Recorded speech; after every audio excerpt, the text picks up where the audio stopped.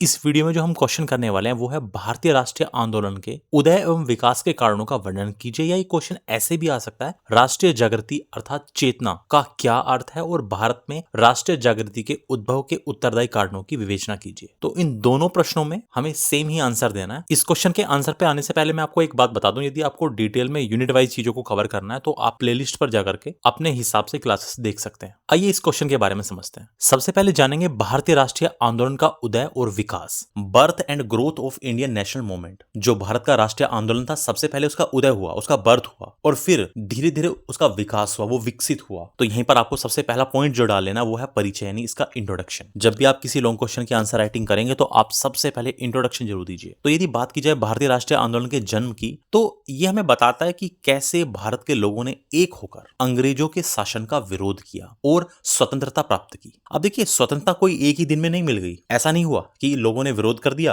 और कुछ ही समय बाद आजादी मिल गई। ऐसा नहीं हुआ। यह कोई एक दिन का काम नहीं था, बल्कि लगभग 100 वर्षों से भी अधिक समय तक चला एक लंबा संघर्ष था, एक लंबा स्ट्रगल था, जिसे हम कहते हैं भारतीय राष्ट्रीय आंदोलन। तो ये जो भारतीय राष्ट्रीय आंदोलन है, ये कोई एक दिन का आंदोलन नहीं था, या ये कोई 2-4 आंदोलन भी नहीं थे, बल्कि ये तो एक बहुत लंबा संघर्ष था जो लगभग 100 वर्षों से भी ज्यादा तक चला। कहने का अभिप्राय यह है कि हमारे देश को पूरी स्वतंत्रता पाने से पहले आंदोलनों की विभिन्न अवस्थाओं से गुजरना पड़ा, बहुत सारे आंदोलन करने पड़े, बहुत सारे संघर्षों की अवस्थाओं से देश को गुजरना पड़ा, तब जाकर के स्वतंत्रता प्राप्त हुई। आइए अब इससे आगे बढ़ते हैं और अब जानते हैं भारतीय राष्ट्रीय आंदोलन के उदय और विकास के कारण। Causes for the rise and growth of the Indian national movement. वो क्या क्या कारण रहे, वो क्या रीजन रहे जिनकी वजह से भारत का जो राष्ट्रीय आंदोलन था उसका विकास हुआ। तो सबसे पहले तो ये जान लेते हैं कि भारतीय राष्ट्रीय आंदोलन के विकास के यानी डेवलपमेंट के लक्षण यानी उसके साइन कब से दिखाई देने शुरू हो गए। तो भारत में राष्ट्रीय आंदोलन के विकास के लक्षण तो तभी से दिखाई देने लगे थे जब 1828 में 1828 में ब्रह्म समाज की स्थापना हुई। तो यहां पर याद रखने वाली बात क्या है कि ब्रह्म समाज की स्थापना हुई 1828 में, और इसकी स्थापना किसने की? ब्रह्म समाज की स्थापना राजा राममोहन राय के द्वारा की गई। अब बात यह है कि ब्रह्म समाज की स्थापना का उद्देश्य क्या था, मोटिव क्या था, इसका एम क्या था। तो इसकी स्थापना का उद्देश्य यह था कि उस समय के भारतीय समाज में बहुत सारी सामाजिक और धार्मिक बुराइयां बहुत ही डीप लेवल तक जा चुकी थी, या कह सकते हैं बहुत ही डीप लेवल तक फैल चुकी थी। और उस समय के भारतीय समाज में वो बुराइयां क्या थी? जैसे सती प्रथा, बाल विवाह, जातिवाद आदि। इन सभी को समाप्त करना ही ब्रह्म समाज की स्थापना का उद्देश्य था। और इसके साथ साथ हिंदू धर्म में फैली कुरीतियां यानी सुपरस्टिशंस, अंधविश्वास और मूर्ति पूजा का विरोध करना और एकेश्वरवाद यानी एक ईश्वर में विश्वास का प्रचार करना ही इसका उद्देश्य था ब्रह्म समाज का। कलकत्ता इस संस्था का प्रमुख केंद्र था, जिसे आज हम कोलकाता के नाम से जानते हैं। और इस ब्रह्म समाज के संस्थापक राजा राममोहन राय को आधुनिक भारत का पिता यानी फादर ऑफ मॉडर्न इंडिया और भारतीय पुनर्जागरण का जनक भी कहा जाता है। ये पॉइंट भी याद रखने वाला है। ये जो शब्द है पुनर्जागरण, इसका मतलब होता है फिर से जागना या नई जान आना। अर्थात कहने का मतलब यह है कि समाज का फिर से जाग जाना, समाज में एक नई जान आना ही कहलाता है पुनर्जागरण। तो यहां पर ओवरऑल हमने जाना कि भारतीय राष्ट्रीय आंदोलन यानी इंडियन नेशनल मूवमेंट के डेवलपमेंट के लक्षण, विकास के लक्षण तो तभी से दिखने लग गए थे जब 1828 में स्थापना हुई थी ब्रह्म समाज की राजा राममोहन रॉय के द्वारा। लेकिन इसके अलावा भी कुछ और संस्थाएं भी थी, कुछ सोसाइटीज थी, कुछ ऑर्गेनाइजेशंस थी जिनका इसके बाद भी विकास हुआ। जैसे इसके बाद विकास हुआ बंगाल ब्रिटिश इंडिया सोसाइटी का। इसकी स्थापना हुई थी 1843 में कलकत्ता में। और इस सोसाइटी का और इस ऑर्गेनाइजेशन का उद्देश्य था कि ब्रिटिश भारत में नैतिक आचरण यानी मॉरल कंडक्ट और भारतीयों के हितों की रक्षा करना, जो भारतीयों के राइट्स हैं, उनके इंटरेस्ट हैं, उनको प्रोटेक्ट करना, उनकी रक्षा करना। और इसी प्रकार एक और संस्था ब्रिटिश इंडियन एसोसिएशन की स्थापना होती है 1851 में कलकत्ता में ही। और इस एसोसिएशन का, इस संस्था का उद्देश्य था भारत के जमींदारों और उच्च वर्ग के हितों की रक्षा करना और साथ साथ ब्रिटिश शासन से भारतीयों की शिकायतों को सरकार तक पहुंचाना। लेकिन अब इन दोनों संस्थाओं के बारे में एक बात अच्छे से समझिए कि ये संस्थाएं भारतीयों के राजनीतिक राष्ट्रवाद का प्रदर्शन तो करती थी, लेकिन इनमें केवल गिने चुने लोग ही सदस्य थे। इन संस्थाओं के जो सदस्य थे, मेंबर्स थे, वो बहुत ही गिने चुने लोग ही थे और इनका कोई राष्ट्रव्यापी आधार नहीं था, इनका कोई नेशन वाइड बेस ही नहीं था। अर्थात इन संस्थाओं ने यह दिखाया कि भारतीयों में राजनीतिक एकता और देशभक्ति की भावना तो है, लेकिन इनमें बहुत कम लोग जुड़े थे और इनका पूरे देश में कोई बड़ा जन समर्थन नहीं था, कोई बहुत बड़ा पब्लिक सपोर्ट नहीं था। वास्तव में भारतीय राष्ट्रीय आंदोलन तो इसलिए उभर पाया क्योंकि अंग्रेजों की राजनीतिक, आर्थिक और जो सामाजिक नीतियां थी वो लोगों के लिए असहनीय हो गई थी। अब वो इतनी बर्बर हो गई थी कि अब लोग उनको सहन नहीं कर सकते थे। और शिक्षा, सामाजिक जागरूकता और विदेशी विचारों ने लोगों को विरोध के लिए प्रेरित कर दिया। अब इसी बात को और आसान भाषा में समझने के लिए हम कुछ मेन पॉइंट्स का जिक्र करेंगे। आइए अब जानते हैं कि भारत में राष्ट्रीय चेतना के उदय के महत्वपूर्ण कारण क्या क्या थे। जो सबसे पहला महत्वपूर्ण कारण था वो था पाश्चात्य शिक्षा और नए विचार, western education and new ideas. यहाँ पर शब्द आया पाश्चात्य शिक्षा। यहाँ पाश्चात्य से मतलब है पश्चिमी देशों से, पश्चिमी सभ्यता से। और हमारे पश्चिम में क्या है? यूरोप और अमेरिका जैसे महाद्वीप। तो हमारे राष्ट्रीय आंदोलन के विकास के लिए ये वेस्टर्न एजुकेशन और उनसे मिले नए आइडियाज भी बहुत ही महत्वपूर्ण कारण रहे, जिन्होंने हमारे राष्ट्रीय आंदोलन के विकास को दिशा दी। तो देखिए, हुआ ये कि अंग्रेजों को भारत में अपना राजकाज यानी देश का शासन चलाने के लिए ऐसे लोग चाहिए थे जो उनकी भाषा यानी अंग्रेजी को समझ सकें। भाई, पूरे देश का शासन कुछ अंग्रेज लोग मिलकर थोड़ी ना चला सकते हैं। उनको अपना राजकाज चलाने के लिए, देश का शासन चलाने के लिए लोग भी तो चाहिए। तो इसी वजह से उन्होंने भारतीयों को अंग्रेजी पढ़ाना शुरू कर दिया। और इस शिक्षा के साथ ही भारतीयों ने जाने अनजाने में अंग्रेजी तो उन्होंने सीखी, और इस अंग्रेजी सीखने के कारण ही जाने अनजाने में पश्चिमी देशों के कई नए क्रांतिकारी विचारों को भी पढ़ना सीखना शुरू कर दिया। उन्होंने ऐसे लेखकों की पुस्तकों का अध्ययन किया जिनमें स्वतंत्रता, समानता, लोकतंत्र और राष्ट्रवाद से संबंधित बातों का वर्णन था। उन्होंने ऐसी बुक्स को पढ़ना शुरू किया जिनमें स्वतंत्रता मतलब यानी हर इंसान को स्वतंत्र होने का हक है। जैसे समानता यानी सब लोग बराबर हैं, कोई छोटा बड़ा नहीं है। लोकतंत्र अर्थात सरकार लोगों के द्वारा चुनी जानी चाहिए। और राष्ट्रवाद यानी अपने देश के लिए प्रेम और अपनेपन की भावना। ये सब चीजें पढ़नी शुरू कर दी, क्योंकि आपको पता होनी चाहिए कि पश्चिमी देशों में स्वतंत्रता, समानता, लोकतंत्र और राष्ट्रवाद जैसी चीजें पहले ही आ चुकी थी। आपने नाम सुना होगा सुकरात का, प्लेटो का। इन्होंने तो इसके ऊपर बहुत सारी बुक्स भी लिख दी थी, यहां तक कि एक एकेडमी तक भी खोल दी थी इस सब चीज के ऊपर। और इसी बात के संबंध में भारतीय समाजशास्त्री, इंडियन सोशियोलॉजिस्ट AR देसाई का पश्चिमी शिक्षा के संबंध में यह कथन है कि शिक्षित भारतीयों ने अमेरिका, इटली और आयरलैंड के स्वतंत्रता संग्राम के बारे में पढ़ा, और ये शिक्षित भारतीय भारत के राष्ट्रीय आंदोलन के फिर नेता बन गए। वे भारतीय जिन्होंने अंग्रेजी भाषा को सीखा, जो शिक्षित हो गए, उन शिक्षित भारतीयों ने पढ़ा अमेरिका के स्वतंत्रता संग्राम के बारे में, इटली के स्वतंत्रता संग्राम के बारे में और आयरलैंड आदि देशों के स्वतंत्रता संग्राम के बारे में पढ़ा। वहां से उनको नए नए विचार मिले कि किस तरह लोगों ने अपनी स्वतंत्रता को पाने के लिए संघर्ष किया, और फिर ये ही शिक्षित भारतीय भारत के राष्ट्रीय आंदोलन के नेता हो गए। और इसी शिक्षा ने ऐसे नेताओं को जन्म दिया जैसे राजा राममोहन राय,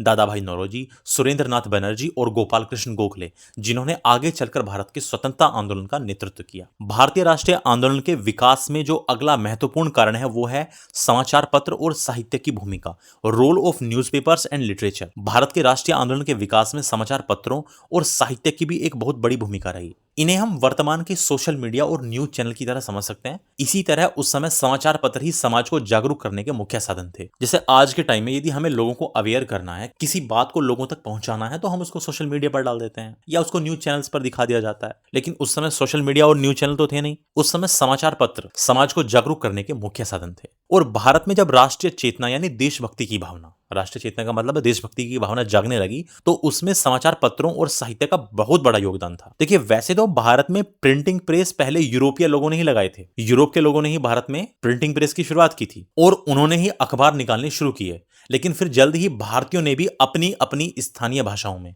अखबार छापने शुरू कर दिए। अब क्योंकि ये समाचार पत्र लोगों की अपनी भाषा में छपते थे, इसलिए आम जनता को आसानी से पता चलता था कि अंग्रेज उनके साथ क्या कर रहे हैं। इन अखबारों ने आम लोगों के बीच देशभक्ति की भावना, राजनीति की समझ और एकता फैलाने का काम किया। फॉर एग्जाम्पल, उदाहरण के लिए उस समय के कुछ प्रसिद्ध अखबार थे जैसे केसरी, द हिंदू, अमृत बाजार पत्रिका, the Indian mirror, the Bombay Chronicle, patriot और द बंगाली। इन सब ने मिलकर लोगों में राष्ट्रभक्ति, स्वशासन और आजादी की चेतना फैलाने में बहुत महत्वपूर्ण भूमिका निभाई। स्वशासन का मतलब था सेल्फ रूल यानी खुद का शासन। आइए अब कुछ समाचार पत्र देखते हैं और उनके संस्थापक देख लेते हैं। तो केसरी समाचार पत्र जो था ये मराठी भाषा में छपता था और इसके संस्थापक या इसके प्रमुख व्यक्ति थे बाल गंगाधर तिलक। द हिंदू अंग्रेजी में निकलता था, इसके संस्थापक थे वीर राघवाचार्य और GS अय्यर। अमृत बाजार पत्रिका बंगाली और अंग्रेजी में छपती थी, शिशिर कुमार घोष और मोतीलाल घोष इसके संस्थापक थे। द इंडियन मिरर अंग्रेजी में छपता था, इसके संस्थापक थे देवेंद्र नाथ टैगोर और मनमोहन घोष। द बॉम्बे क्रॉनिकल अंग्रेजी में और इसके संस्थापक थे फिरोज शाह मेहता। हिंदू पैट्रियट ये अंग्रेजी भाषा में छपता था। शुरुआत में तो इसके प्रमुख व्यक्ति रहे थे गिरीश चंद्र घोष और बाद में हरीश चंद्र मुखर्जी ने इसको चलाया। और द बंगाली ये अंग्रेजी में छपता था और सुरेंद्र नाथ बनर्जी इसके प्रमुख व्यक्ति थे, इसके संस्थापक थे। तो यहाँ पर जो सबसे ज्यादा इंपॉर्टेंट है वो बाल गंगाधर तिलक द्वारा चलाया गया मराठी भाषा में केसरी, ये इंपॉर्टेंट है। तो हम बात कर रहे हैं भारतीय राष्ट्रीय आंदोलन के विकास के कारणों की। तो भारतीय राष्ट्रीय आंदोलन के विकास के कारणों में जो अगला सबसे बड़ा योगदान था वो था ब्रिटिश शासन की शोषणकारी नीतियों का। Exploiting policies of British rule. जैसे अंग्रेजों की शोषणकारी नीतियों से भारतीयों में फैल गया आर्थिक असंतोष, इकोनॉमिक डिससैटिस्फैक्शन। अंग्रेजों की आर्थिक नीतियों ने भारतीयों के पेट पर सीधी चोट, जिससे व्यापक असंतोष फैल गया, यानी बहुत बड़े लेवल पर लोग नाराज हो गए, परेशान हो गए। अंग्रेजों ने भारत को सिर्फ कच्चा माल जैसे कि कपास, नील आदि पैदा करने वाला एक खेत बना दिया। ये भारतीयों से कपास की और नील की खेती करवाते थे और फिर उसे सस्ते में खरीदते थे और सस्ते में खरीदकर ब्रिटेन भेज देते थे और फिर ब्रिटेन की मशीनों से बने माल को भारत में लाकर ऊंचे दामों पर बेचा जाता था। इस नीति के कारण भारत के पुराने और प्रसिद्ध उद्योग जैसे हाथ से कपड़ा बुनने का काम ये पूरी तरह से बर्बाद हो गए और इससे लाखों कारीगर बेरोजगार हो गए और किसानों पर बहुत ज्यादा लगान लगाया गया जो फसल खराब होने पर भी माफ नहीं होता था और इससे किसान लगातार कर्ज और गरीबी में डूबते चले गए। और फिर जब ये सब हुआ, जब हर वर्ग यानी किसान भी, कारीगर भी, व्यापारी भी गरीबी और भुखमरी से पीड़ित हुआ तो उन्हें एहसास हुआ कि भैया उनकी इस हालत का जिम्मेदार और कोई नहीं बल्कि ब्रिटिश आर्थिक नीति है, अंग्रेजों की आर्थिक नीति है, इकोनॉमिक पॉलिसी है और ये सभी का एक साझा दुख था। तो इस साझा दुख ने उन्हें आंदोलन के लिए एकजुट किया। अगला कारण है प्रशासनिक और न्यायिक भेदभाव, एडमिनिस्ट्रेटिव एंड जुडिशियल डिस्क्रिमिनेशन। अंग्रेजों ने भारतीयों का प्रशासनिक और न्यायिक भेदभाव भी किया और उनके अधिकारों का हनन किया। ये किस प्रकार से किया? ये भारतीयों को प्रशासन में, एडमिनिस्ट्रेशन में किसी भी बड़े या महत्वपूर्ण पोस्ट पर नहीं रखते थे। किसी भी भारतीय को प्रशासन में किसी बड़े या महत्वपूर्ण पद पर नहीं रखा जाता था, भले ही वे कितने भी पढ़े लिखे हों, कितने ही योग्य क्यों ना हो। सभी ऊंचे पद यानी हाई लेवल की पोस्ट केवल अंग्रेजों के लिए थी और इसके साथ साथ भारतीयों के साथ न्याय में भी पक्षपात होता था। अदालतों में भी न्याय सबके लिए बराबर नहीं था। जब कोई अंग्रेज अपराध करता था तो अंग्रेजों के अपराधों पर अक्सर हल्की सजा दी जाती थी या उन्हें छोड़ दिया जाता था, जबकि भारतीयों के लिए नियम बहुत ही सख्त थे, बहुत ही कठोर थे। और इस भेदभाव ने पढ़े लिखे भारतीयों को यह सोचने पर मजबूर किया कि जब तक हमारा देश हमारे हाथ में नहीं होगा तो हमें सम्मान नहीं मिलेगा, अधिकार नहीं मिलेंगे। इन पढ़े लिखे वर्गों ने ही बाद में भारतीय राष्ट्रीय आंदोलन का नेतृत्व किया। अगला कारण रहा नस्लीय भेदभाव यानी रेशियल डिस्क्रिमिनेशन और ये ही सबसे भावनात्मक यानी सबसे इमोशनल इशू था जिसने लोगों को बहुत जल्दी आंदोलित कर दिया, लोगों की फीलिंग्स को बहुत ज्यादा हर्ट किया। अंग्रेज खुद को भारतीयों से बेहतर समझते थे और भारतीयों को असभ्य मानकर, अनसिविलाइज्ड मानकर उनके साथ बहुत बुरा व्यवहार करते थे। इवन भारतीयों को बहुत सारे क्लबों में, रेलवे के कंपार्टमेंट यानी रेलवे के डिब्बों में और होटलों में भी नहीं घुसने दिया जाता था। इस खुले अपमान ने हर भारतीय के मन में गहरा गुस्सा और आत्मसम्मान की भावना को ठेस पहुंचाई। जब भारतीयों ने देखा कि उन्हें अपने ही देश में इंसान नहीं समझा जा रहा है तो इस साझा अपमान ने पूरे देश में राष्ट्रीय गौरव यानी नेशनल प्राइड और आजादी की तीव्र इच्छा को जन्म दे दिया और इस अपमान से मुक्ति पाना ही आंदोलन का एक बड़ा कारण बन गया। संक्षेप में कहा जाए तो ब्रिटिश शासन की इन नीतियों ने दमन और शोषण का माहौल बनाया, जिसने अलग अलग समुदायों और वर्गों के भारतीयों को यह समझा दिया कि वे सब एक ही नाव में हैं। भले ही वे अलग अलग समुदाय से हों, भले ही वे अलग अलग वर्गों से हों, लेकिन हैं वे सभी एक ही नाव में और उनकी सारी समस्याओं का एक ही समाधान है, ब्रिटिश शासन का अंत, the end of British rule. और फिर इसके बाद भारतीय राष्ट्रीय आंदोलन के विकास में जो एक बहुत ही बड़ा कारण बना वो था 1857 का स्वतंत्रता संग्राम, द रिवोल्ट ऑफ 1857। 1857 का विद्रोह एक बड़ी घटना थी जिसने आजादी की लड़ाई की दिशा ही बदल दी। भले ही असफल रहा 1857 का स्वतंत्रता संग्राम, 1857 की क्रांति भले ही असफल रही, लेकिन इसने भारतीयों के दिलों में एक बीज बो दिया। 1857 ईस्वी की क्रांति ने भारतीयों को आजादी पाने के लिए एक दिशा दे दी, उनके दिल में आजादी पाने का एक बीज बो दिया। हालांकि 1857 का स्वतंत्रता संग्राम सफल नहीं रहा, लेकिन इसने एक डायरेक्शन दे दी कि हमें अब स्वतंत्रता पाने के लिए चलना किस तरह से है। और इस क्रांति की शुरुआत अचानक एक दिन में नहीं हुई थी, इसके पीछे कई वर्षों से चली आ रही ब्रिटिश नीतियों के कारण और भारतीयों में जमा हो रहा गुस्सा और भारतीयों के अंदर बहुत बड़ा असंतोष था। और इस आग में घी डालने का काम कर दिया था ब्रिटिश सरकार की हड़प नीति ने। ब्रिटिश सरकार की थी एक राज्य हड़प नीति जिसको इंग्लिश में कहते हैं डॉक्ट्रिन ऑफ लैप्स। इसने आग में घी डालने का काम किया।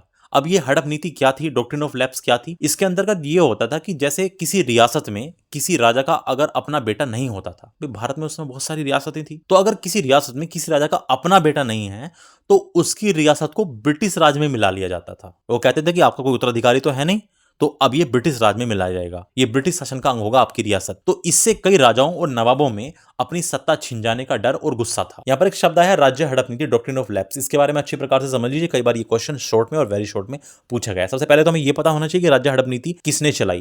तो लॉर्ड डलहौजी ने राज्य हड़प नीति की शुरुआत की थी, और ये लॉर्ड डलहौजी 1848 से लेकर के 1856 तक भारत का गवर्नर जनरल था। और इसकी इस डॉक्ट्रिन ऑफ लैप्स, इस राज्य को हड़पने की नीति के तहत सबसे पहले सतारा, फिर जैतपुर, संबलपुर, बगहाट और फिर उदयपुर। और ये उदयपुर राजस्थान वाला उदयपुर नहीं है, ये उदयपुर है छत्तीसगढ़ में। और इसके अलावा झांसी और नागपुर जैसे कई राज्यों को ब्रिटिश साम्राज्य में मिला लिया गया। और इसमें जो याद रखने वाली बात सबसे इंपॉर्टेंट है वो ये है कि सतारा, महाराष्ट्र के सतारा को इस नीति के तहत विलय किया गया सबसे पहले। महाराष्ट्र का सतारा वो पहली ऐसी रियासत थी जिसको डॉक्ट्रिन ऑफ लैप्स यानी हड़प नीति के तहत सबसे पहले ब्रिटिश शासन में मिला गया 1848 में। तो एक तो ये बहुत बड़ा कारण था 1857 की क्रांति का, राज्य हड़प नीति। तो यहां पर कुल मिलाकर बात तो ये हुई कि 1848 में शुरुआत हुई राज्य हड़प नीति की, और क्रांति हुई है फिर 1857 में जाकर के। तो यहां एक प्रश्न ये उठता है कि ऐसा एकदम से कौन सा कारण हो गया था कि 1857 ईस्वी की क्रांति हो गई। देखिए, एक तो ये बड़ा कारण हो गया, लेकिन इसके अलावा जो ठीक उसी समय का तात्कालिक कारण था, जो इमीडिएट कोज था, वो क्या था? तो 1857 के विद्रोह का सबसे बड़ा और तात्कालिक कारण यानी इमीडिएट कारण, बिल्कुल उसी समय जो बात हुई थी, वो थी एक नई अफवाह। 1857 के विद्रोह का सबसे बड़ा और तात्कालिक कारण एक नई अफवाह बनी जिसने चिंगारी का काम किया। तो हुआ कुल मिला के ये था कि सेना में एक नई एनफील्ड राइफल लाई गई थी, और सैनिकों के बीच में ये अफवाह फैल गई कि इस राइफल के कारतूसों यानी इसके कार्ट्रिज को इस्तेमाल करने के लिए पहले उसे मुंह से खोलना पड़ेगा, और इन कारतूसों पर गाय और सुअर की चर्बी लगी हुई थी। अब सीधी सी बात है कि गाय तो हिंदुओं के लिए पवित्र थी और सुअर मुस्लिमों के लिए वर्जित था। तो इस अफवाह ने हिंदू और मुस्लिम दोनों सैनिकों की धार्मिक भावनाओं को भड़का दिया, और उन्हें लगा कि अंग्रेज जानबूझकर उनका धर्म भ्रष्ट कर रहे हैं, और यही अफवाह विद्रोह की तत्कालिक चिंगारी बन गई। और फिर हुआ यह कि 29 मार्च 1857 को बंगाल में बैरकपुर कैंट में, बैरकपुर छावनी में मंगल पांडे नाम के सैनिक ने इस कारतूस का उपयोग करने से स्पष्ट रूप से इनकार कर दिया। बंगाल में बैरकपुर कैंट में एक सैनिक था मंगल पांडे, उन्होंने इस कारतूस का उपयोग करने से स्पष्ट रूप से मना कर दिया। और जब मंगल पांडे को यह यकीन हो गया कि नए कारतूसों पर गाय और सुअर की चर्बी लगी है, तो उन्होंने इसे धर्म को भ्रष्ट करने की साजिश माना, और गुस्से में आकर उन्होंने अपने साथी सैनिकों से भी विद्रोह करने का आग्रह किया। उन्होंने अपने साथी सैनिकों को भी मनाया कि विद्रोह कीजिए, इसके खिलाफ इस बात का विरोध कीजिए। और जब मंगल पांडे ने इसका विद्रोह किया, इस बात के खिलाफ विरोध किया, तो उनके अधिकारियों ने उन्हें प्रयास किया गिरफ्तार करने का। और जब उनके अधिकारियों ने उन्हें गिरफ्तार करने का प्रयास किया, तो उन्होंने सार्जेंट मेजर ह्यूसन को गोली मार दी, और इसके साथ साथ लेफ्टिनेंट बाग पर हमला कर दिया। मंगल पांडे को वहीं गिरफ्तार कर लिया गया और उन पर विद्रोह और हत्या के प्रयास का मुकदमा चलाया गया। और ब्रिटिश सरकार इस विद्रोह को जल्द से जल्द दबाना चाहती थी ताकि यह पूरे देश में न फैले। और मंगल पांडे का कर दिया गया कोर्ट मार्शल, जो सैनिक होते हैं उनका कोर्ट मार्शल कर दिया जाता है, और कोर्ट मार्शल में मंगल पांडे को फांसी की सजा सुनाई गई, और 8 अप्रैल 1857 को बैरकपुर में उनको फांसी दे दी गई। अब आप टाइम से ही अनुमान लगा लीजिए, विद्रोह हुआ था 29 मार्च, और फिर उसके बाद मात्र 10 दिन के बाद ही 8 अप्रैल को उनको फांसी भी दे दी गई बैरकपुर में। मंगल पांडे का यह साहसिक कदम ही पहली चिंगारी बना जिसने पूरे देश के सैनिकों और लोगों में ब्रिटिश राज के खिलाफ विद्रोह की भावना को जगाया। और अंततः 10 मई 1857 को मेरठ में बड़े पैमाने पर क्रांति की शुरुआत हुई। तो 1857 ईस्वी की क्रांति की शुरुआत 10 मई 1857 से मेरठ में बहुत ही बड़े लेवल पर हुई, और उनकी शहादत ने, मंगल पांडे की शहादत ने भारतीय स्वतंत्रता संग्राम के लिए एक मजबूत नींव रखी। और मंगल पांडे के अतिरिक्त झांसी की रानी 1857 की क्रांति की सबसे प्रसिद्ध और बहादुर नेता थी। इनका वास्तविक नाम मणिकर्णिका था, और इनका विवाह झांसी के महाराजा गंगाधर राव नेवालकर के साथ हुआ था, जिसके बाद उनका नाम लक्ष्मीबाई पड़ा। रानी लक्ष्मीबाई के विद्रोह में शामिल होने का मुख्य कारण था ब्रिटिश सरकार की हड़प नीति, डॉक्ट्रिन ऑफ लैप्स, जिसके बारे में अभी थोड़ी देर पहले हमने पढ़ा था। हुआ यह था कि महाराज गंगाधर राव की मृत्यु के बाद रानी ने एक दत्तक पुत्र, दत्तक का मतलब होता है गोद लिया हुआ, रानी ने एक दत्तक पुत्र यानी गोद लिया हुआ बेटा दामोदर राव, जिसका नाम क्या था, दामोदर राव, को झांसी का कानूनी उत्तराधिकार घोषित कर दिया। और लॉर्ड डलहौजी की यह नीति ही थी कि जब किसी राजा का कोई पुत्र नहीं होगा, यानी बायोलॉजिकल सन, यानी उसका खुद का पुत्र नहीं होगा, तो वो रियासत अंग्रेजों के अधीन हो जाएगी। तो लॉर्ड डलहौजी के नेतृत्व नेतृत्व वाली ब्रिटिश सरकार ने इस गोद लिए हुए बेटे को झांसी का वैध शासक यानी इसका वैलिड रूलर मानने से इनकार कर दिया। अंग्रेजों ने घोषणा की कि महाराजा की मृत्यु के साथ ही झांसी का राज्य अब सीधे ब्रिटिश शासन के अधीन आ जाएगा। इसी अन्याय के खिलाफ रानी लक्ष्मीबाई ने दृढ़ता से कहा, मैं अपनी झांसी नहीं दूंगी, I will not give up my Jhansi. और उन्होंने अंग्रेजों के खिलाफ हथियार उठाने का फैसला किया। जब 1857 का विद्रोह शुरू हुआ तो रानी ने झांसी की रक्षा के लिए अपनी सेना तैयार की, जिसमें महिला सैनिकों का एक दल भी शामिल था। 1858 में ब्रिटिश सेना के सर ह्यूग रोज के नेतृत्व में झांसी पर हमला किया गया। रानी ने बहादुरी से लगभग 2 सप्ताह तक शहर का बचाव किया। जब लगा कि झांसी को बचाना मुश्किल है तो वो अपने दत्तक पुत्र यानी गोद लिए हुए पुत्र को पीठ पर बांधकर घोड़े पर सवार होकर कालपी, जो कानपुर के पास है, कालपी की ओर निकल पड़ी। और फिर इसके बाद रानी लक्ष्मीबाई ने तात्या टोपे के साथ मिलकर, तात्या टोपे नाना साहब के सेनापति के साथ मिलकर ग्वालियर के किले पर कब्जा कर लिया, जो विद्रोहियों के लिए, जो 1857 के विद्रोह करने वाले नेताओं के लिए एक बड़ा केंद्र बन गया, एक सेंटर बन गया। 18 जून 1858 को ग्वालियर के पास कोटा की सराय नामक जगह में रानी ने अंग्रेजों के साथ अंतिम युद्ध लड़ा और वह अकेली लड़ती रही और अंततः वीरगति को प्राप्त हुई। रानी लक्ष्मीबाई की मृत्यु के बाद उन्हें हराने वाले British general sir Hugh Rose ने कहा था कि विद्रोहियों में वह अकेली मर्द थी, she was alone was the man among the rebels. और इसी तरह 1857 के विद्रोह में भारत के कई हिस्सों के सिपाहियों, राजाओं, किसानों और आम लोगों ने मिलकर एक साथ अंग्रेजों के खिलाफ हथियार उठा लिए थे। और यह पहली बार हो रहा था जब इतने बड़े पैमाने पर लोगों ने मिलकर ब्रिटिश राज को चुनौती दी थी। इस घटना ने आने वाले नेताओं को प्रेरणा दी कि जनता की शक्ति को संगठित करके ही स्वतंत्रता प्राप्त की जा सकती है। इसने राष्ट्रीय चेतना को जगाया, यानी ये एहसास कराया कि हम सब एक राष्ट्र हैं। इस विद्रोह ने ये स्पष्ट कर दिया कि चाहे समस्या किसानों की हो, चाहे समस्या राजाओं की हो या सिपाहियों की, उन सबका मूल कारण, एक कारण अंग्रेजी शासन ही है। और इस साझा दुश्मन के एहसास ने कि हम सभी का दुश्मन एक ही है, इस फीलिंग ने, इस भावना ने भविष्य के राजनीतिक आंदोलन को एक समान, एक कॉमन टारगेट दे दिया, एक सामान्य लक्ष्य दे दिया। और 1857 के नायकों जैसे रानी लक्ष्मीबाई, तात्या टोपे की कहानियां आगे चलकर फिर राष्ट्रवादी साहित्य और गीतों का हिस्सा बनी। कहने का अभिप्राय यह हुआ कि रानी लक्ष्मीबाई और तात्या टोपे जैसे साहसिक कार्य करने वाले नेताओं की कहानियां साहित्य में लिखी गई लेखकों के द्वारा, और यह राष्ट्रवादी साहित्य बना, इसके ऊपर गीत लिखे गए, आने वाली पीढ़ियों ने उनको पढ़ा और इन कहानियों ने युवा पीढ़ी को देश के लिए लड़ने के लिए भावनात्मक रूप से प्रेरित किया। इन लोगों की बलिदान की कहानियों ने युवा पीढ़ी को प्रेरित किया इमोशनली। और इस विद्रोह के बाद अंग्रेजों को भी समझ आ गया कि वे केवल ताकत के बल पर भारत पर शासन नहीं कर सकते। इसलिए फिर उन्होंने अपने शासन के तरीकों को बदला, लेकिन उनका शोषण जारी रहा, शोषण खत्म नहीं किया, बस तरीके बदल दिए। और फिर आगे चलकर भारतीय राष्ट्रीय कांग्रेस जैसे राजनीतिक संगठनों का उदय हुआ और उन्होंने इस राष्ट्रीय आंदोलन को और आगे बढ़ाया। आइए अब एक बार ये देख लेते हैं कि 1857 ईस्वी की जो क्रांति हुई थी तो उसके जो मुख्य स्थान थे वहां पर विद्रोह का नेतृत्व किस किस नेता ने किया, ये भी काफी इंपॉर्टेंट चीज है। तो दिल्ली से नेतृत्व किया था बहादुर शाह द्वितीय। ये तो केवल नाम मात्र के नेता थे, वास्तव में इसका नेतृत्व किया था जनरल बख्त खान ने। इन्होंने ही दिल्ली से सेना का नेतृत्व किया था अंडर बहादुर शाह द्वितीय। कानपुर से 1857 के विद्रोह का नेतृत्व किया था नाना साहब और उनके सेनापति तात्या टोपे ने। लखनऊ यानी अवध से बेगम हजरत महल, झांसी से रानी लक्ष्मीबाई, बिहार से कुंवर सिंह, बरेली से खान बहादुर खान, इलाहाबाद से मौलवी लियाकत अली और फैजाबाद से मौलवी अहमदुल्ला। ये कई बार वेरी शॉर्ट में पूछ लिए जाते हैं, तो ये आपको पता होने चाहिए।